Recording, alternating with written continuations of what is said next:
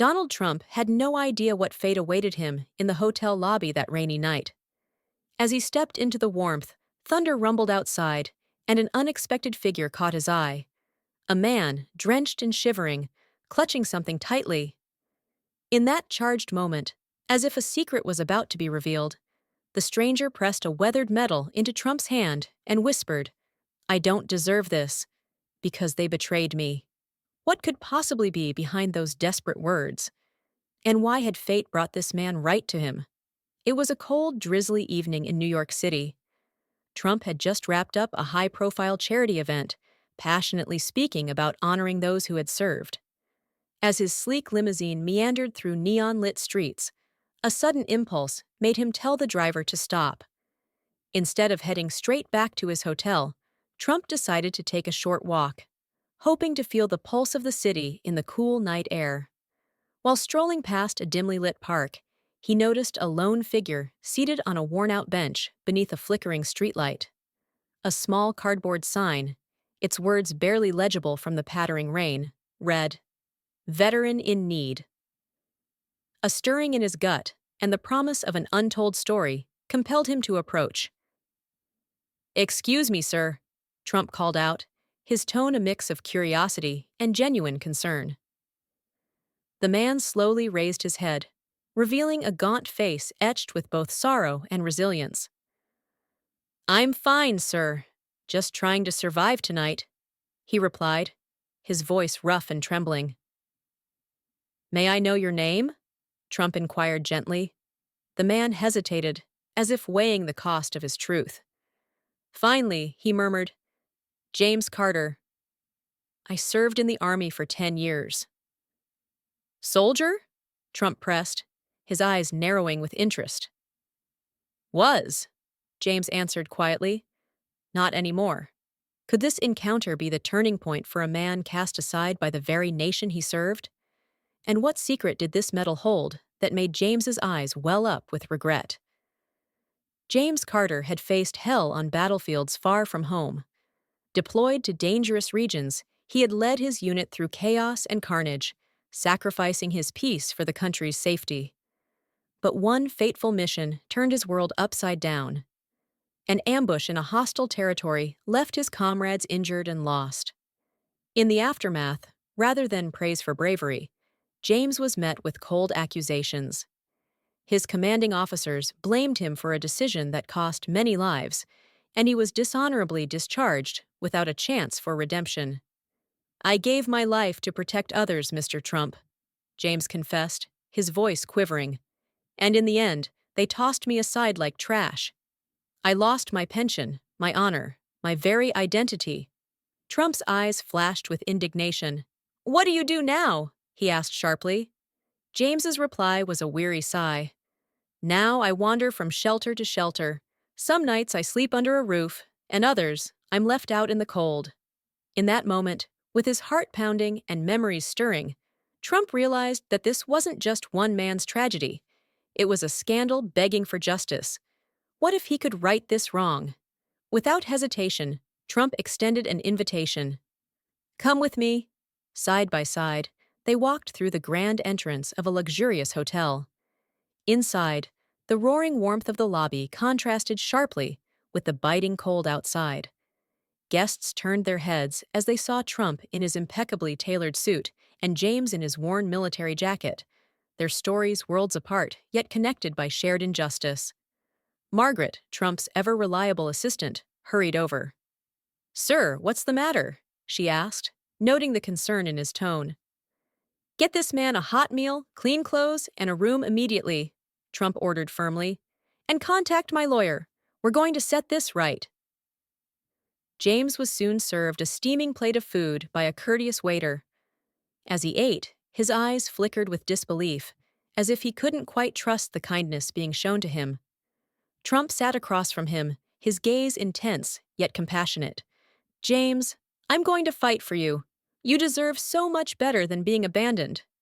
James hesitated, his voice barely a whisper. "No one fights for people like me anymore, Mr. Trump." Trump leaned in, the determination in his eyes igniting hope. "Not on my watch," he declared. But as the night deepened, so did the mystery surrounding James's past. Who were the men that betrayed him? And what secrets lay hidden behind that tarnished metal? In the following weeks, Trump marshaled his legal team with precision and passion. They pored over James's military records, interviewing former comrades and unearthing evidence that painted a picture of injustice. Among those who came forward was Captain Linda Matthews, a respected officer who had served alongside James. "I saw firsthand how unfairly he was treated," she testified, her voice resolute and full of conviction. Meanwhile, an ambitious investigative journalist named Robert Hayes caught wind of the case. Intrigued by the unfolding drama, Robert began following every twist and turn, interviewing witnesses, attending court sessions, and even visiting James's modest apartment. His regular blog posts, filled with gripping cliffhangers and raw emotion, kept the public on edge. "This case could be the scandal of the decade," Robert wrote, leaving readers desperate for more details. In a packed courtroom, the tension was palpable. Trump sat resolutely beside James as the judge announced, "The dishonorable discharge is hereby overturned. James Carter's service record is reinstated." The courtroom erupted in murmurs and applause.